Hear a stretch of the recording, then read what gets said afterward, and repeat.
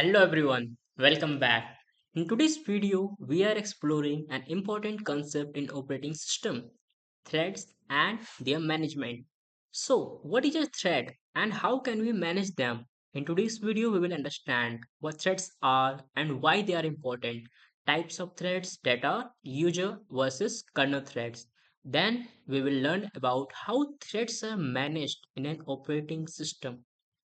So, firstly, what is a thread? In a computer, multiple tasks often run at the same time. Instead of creating separate processes for each task, we use threads. A thread is the smallest unit of execution within a process. For example, if you are using a web browser, one thread handles page loading, another handles user input, and the third thread plays a video in the background.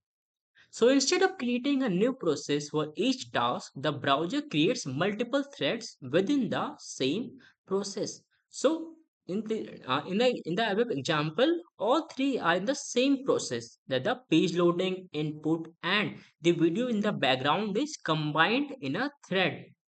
The most beneficial keys of threads are faster execution. It means that switching between threads is quicker than switching between processes. Then there is less resource consumption. Since the threads share the same memory, it also reduces the overhead. Then there is better response time. The apps will not freeze when handling multiple tasks since they are in a thread. Now, moving further, we will see what are the types of threads. There are mainly two types of threads in an operating system. The first one is user level thread. It is managed by the application itself and not the operating system. Please remember this. It is managed by the application itself, not the operating system. It is faster but cannot take full advantage of the multi-core processors. If one thread is blocked, the entire process gets blocked. For example, a game engine handles different tasks like physics, sound, and AI, all these using user threads for better performance. Then we have the kernel level thread. Kernel level thread is managed by the operating system. Kernel level thread, it means that it is at the level of the kernel, that is the heart of the operating system. It can run on multiple CPU cores simultaneously and also uh, it is more powerful but slightly slower due to operating system overhead. An example of this will be the operating system services like the file handling and network communication. It all rely on kernel threads for smooth operation. Modern operating systems like Windows, Linux, and Mac OS use a combination of both for optimal performances, which reduces the disadvantages of both the user level and kernel level threads and only gets the pros of both the threads. Then, moving further, we will look at how the threads are managed in operating system.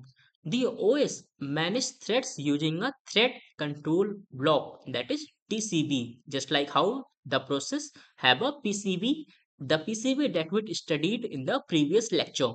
So, key components of thread management includes thread creation. As the name suggests, it is the creation of a thread. A new thread is created within a process. It shares memory, code, and resources with other threads. For example, a video streaming app creates a thread for buffering and another for playback. Then we have the thread scheduling. Like the process scheduling, we have thread scheduling. The OS decides which thread gets CPU time. The threads can be scheduled using preemptive scheduling, that is, higher priority threads get CPU time first, or time slicing. It means that each thread gets CPU time in turns, one by one. For example, a chat app like WhatsApp, it prioritizes the thread handling incoming messages over background updates. Then the next we have thread synchronization. Since threads share the same memory, they must coordinate to avoid any errors or cause any chaos. The OS prevents issues like race condition when two threads try to update the same variable at the same time. For example, a banking app.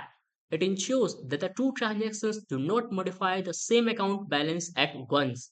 Imagine the balance of the two accounts gets changed and they are not even same. Then that will create a disturbance. Another section we have the single thread versus the multi-thread. We will look how these two differ from each other. So firstly, in single thread process, they have only one thread of execution.